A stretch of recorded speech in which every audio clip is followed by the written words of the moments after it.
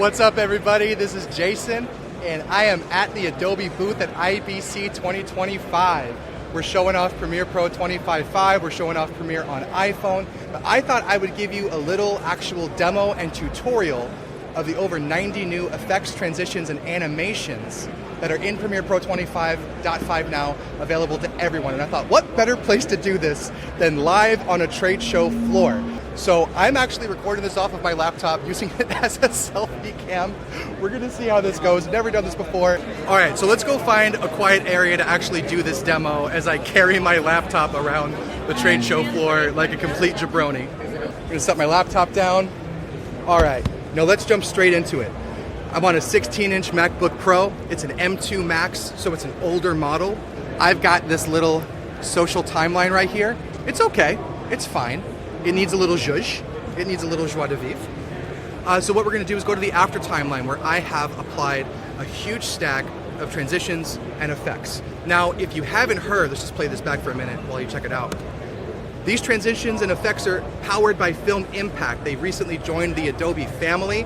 We've added their complete library of real-time, GPU-accelerated, modern, gorgeous transitions and effects directly to Premiere Pro, available for every single user, included in your plan, whether it's a Premiere plan, Creative Cloud plan, doesn't matter. And again, they're real-time and GPU-accelerated. So as you can see, I'm just on my laptop. All of these glows, these glitches, these light leaks, these VHS damage transitions, the camera shakes, they're all playing back in real time. So let's take a closer look. Actually, let's just go ahead and apply one. Let's say I have this cut right here from a extreme close-up to a medium shot.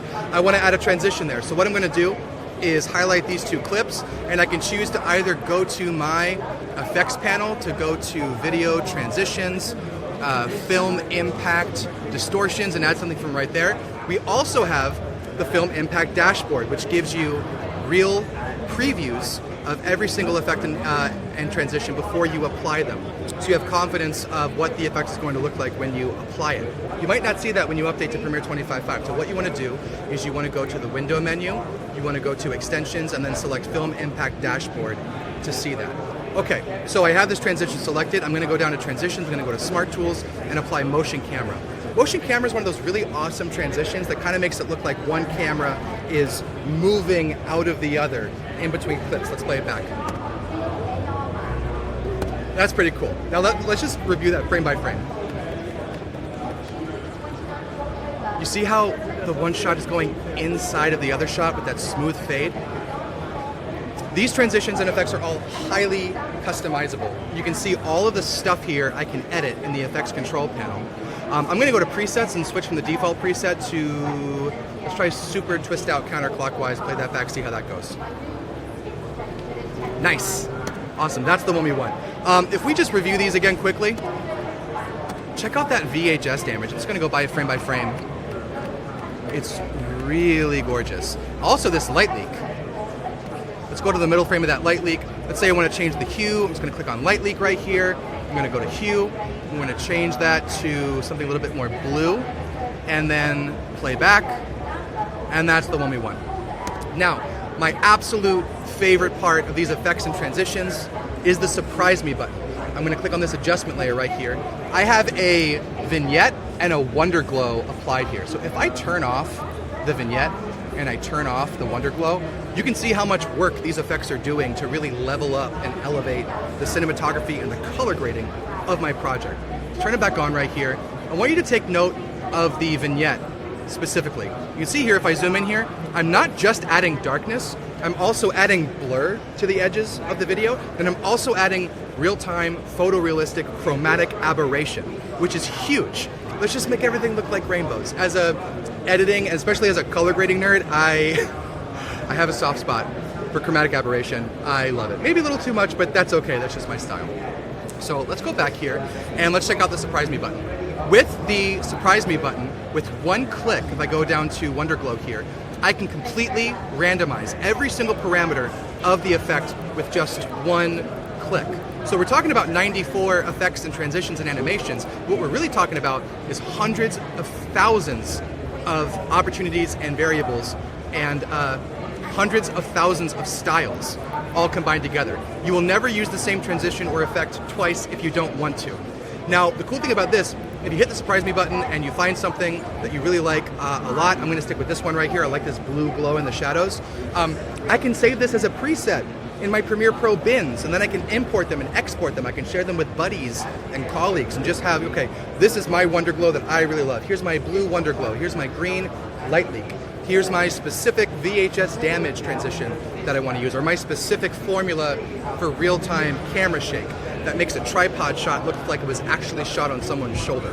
Let's talk about editing your text and graphics with these effects and transitions. First of all, I have this really nice glitch transition in between every single graphic, as you can see right here. I actually have a really unique effect applied to all of these graphics if we zoom in here. And it's called RGB split.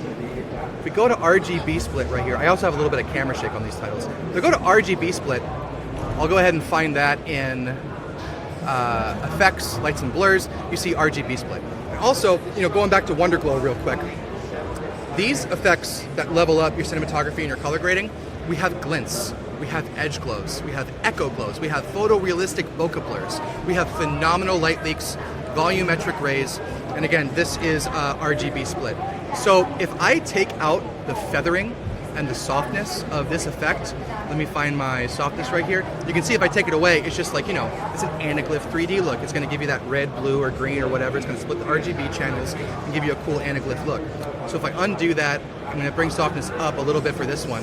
So you have this nice pink glow, and if I really zoom in on that text, you see the shimmer that it's adding? It's almost adding this like 3D vibe, really fattening the text and making it look nice and chunky. You can also go to the channel shift. Of course, I can go ahead and change the color what I want to. So if I want a little bit more of a yellow blue, I can hop back out here, and now the look of the effect is totally different. Now I have this nice glow, and I kind of dig that a lot because the blue kind of blends in with the sky in the background. So again, if you want to use these effects and transitions, go ahead to your Creative Cloud app, update to the latest version of Premiere Pro 25.5, and you will find over 90 new real-time GPU accelerated effects and transitions in Premiere Pro waiting for you to experiment with, and I really want to see what you folks are doing with them. Okay, next part of the demo. Let's talk about animation and motion design in Premiere Pro. Now, let's go to our before timeline here. I wanted to challenge myself and see how far can we push the boundaries of animation and motion design for video editors inside of Premiere Pro. Because for the longest time, the solution has always been, if you want anything outside the simplest kind of animation, go to After Effects for that. Go to After Effects for that. And After Effects is the most amazing and popular and beloved pro motion design application in the world. And if you are a very advanced video editor, or if you are a professional motion designer, that's your happy place. That's what you love. And After Effects will continue to innovate in all of those areas. But if you're a video editor, an end-to-end video editor, you gotta do your media management, your editing, your sound mixing, your color grading, and your motion design and animation. Sometimes you don't want a round trip and take a 1 to 2 hour round trip to After Effects just to do 1 or 2 or 3 graphics. Sometimes you just want to get it done here in the app that you're already using to do everything else. And now, video editors can be very, very dangerous in Premiere Pro when it comes to animation and motion design. So again, challenge myself, what if we just took 2 PNGs? 2 PNGs just sitting here doing nothing, being dumb. I got an Adobe Firefly PNG and I got a Premiere Pro PNG. Thanks, Dave. The inventor of After Effects just gave me a good rock on sign. You can see we have these logos stacked up right here. So how far can we go? Let's find out. I'm going to go to my after timeline. Let's go to the first frame. I'm just gonna play this back in its entirety. And remember, there's no tricks up my sleeves here. I'm on a MacBook Pro. There's no red render bars. Nothing was pre-rendered here. This is all playing back in real time. And let's take it away.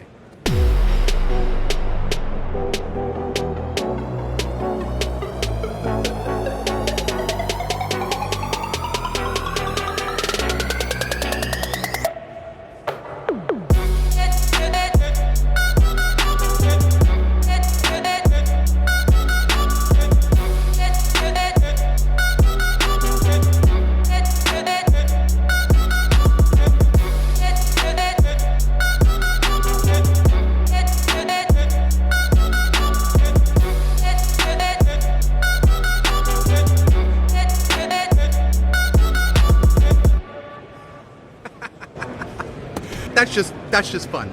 I had a lot of fun making this. It only took me about 90 minutes, 2 hours to throw this together. You might notice on the adjustment layer right here, I have a grow effect, which is going to take all my graphics and grow them and push them forward without nesting them or without any keyframing in the ECP, a keyframing-free workflow. I have my little RGB split trick on the graphics again. Right here, you can see here on the text, very subtle, very light, just for a little bit of zhuzh. You can be really wild and really loud with these effects and transitions, or you can just add a little bit of zhuzh.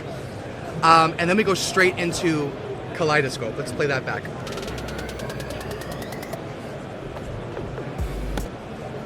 Never in my wildest dreams did I think there would be a transition called Kaleidoscope that I would want to use every day. But here we are. We go through that frame by frame. I'm going to mute my audio track right now because we're working on effects and transitions right now. We don't necessarily need to deal with the audio, not at this point. So let's just go through that frame by frame. Look at that fade and look at that. You know what? Let's click the surprise me button on the Kaleidoscope and let's see what kind of stuff we come up with. Let's go right near the middle. So let's click on Kaleidoscope. Let's do surprise me. I thought I was going to have to click a few times, but I actually want to see what this one looks like.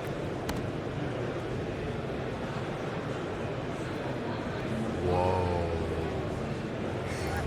Okay, that's the thing about using the surprise me button when you're doing demos to like anyone. You truly never know what you're going to get.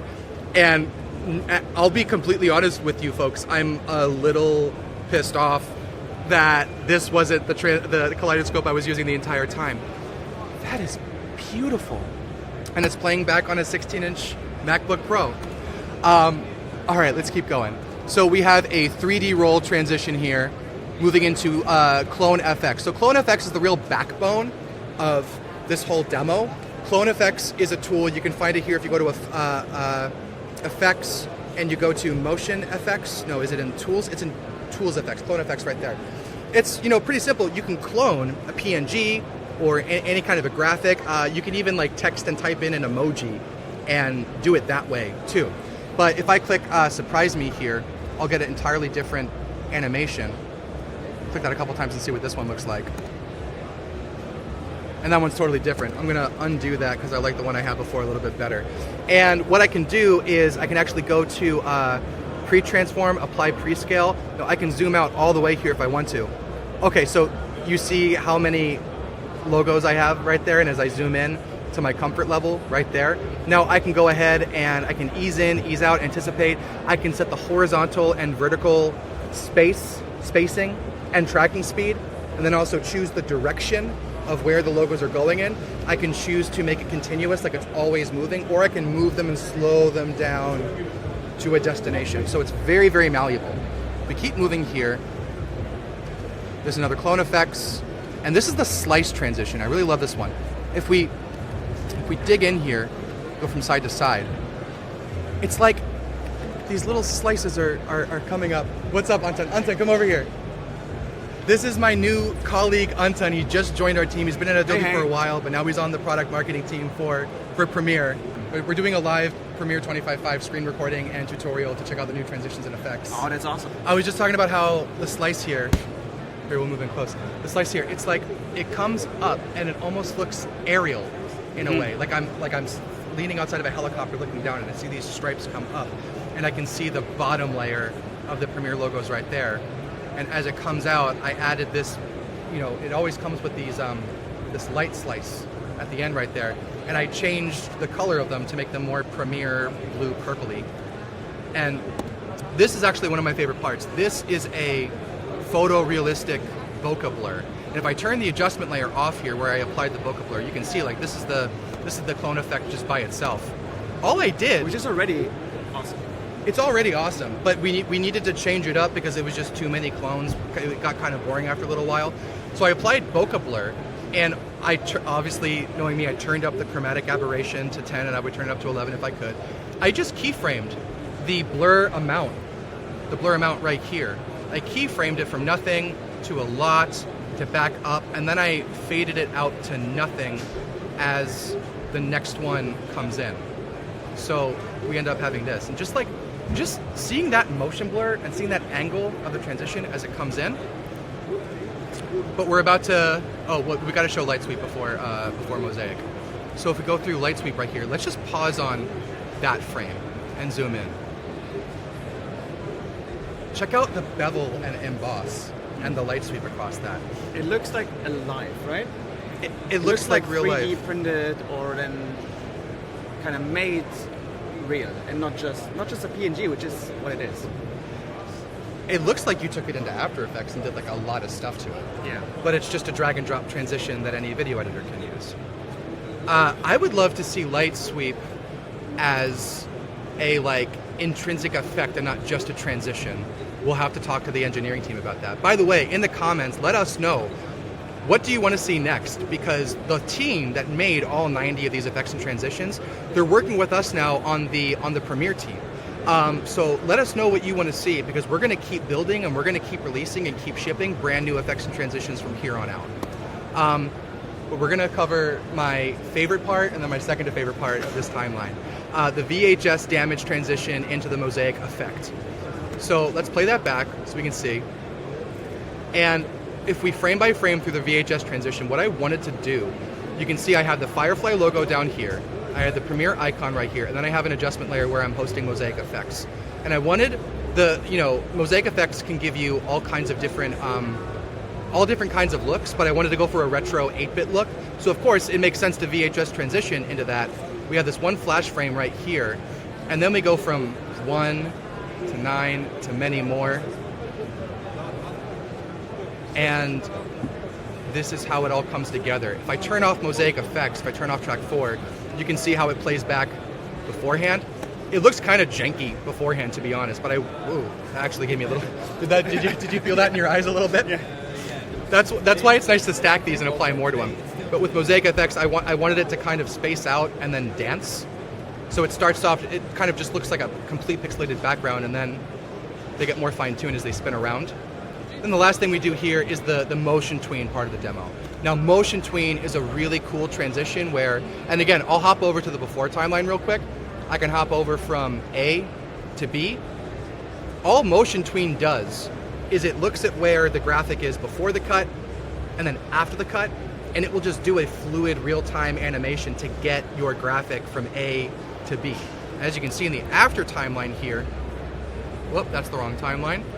If I go to the after timeline here, I changed the presets on each of the motion tweens so that they were kind of going in the opposite directions on the top and bottom out, and then coming back together and floating in the same space. But again, like, it's just 4 simple transitions. There's really no magic happening here. It's actually pretty simple. Anyone can do this. And then we did a mirror glass transition out to black. We'll have to do another one for Premiere on iPhone in just a little bit. But that was our demo. Anton, thank you. I'll see you in a minute. Thanks, man.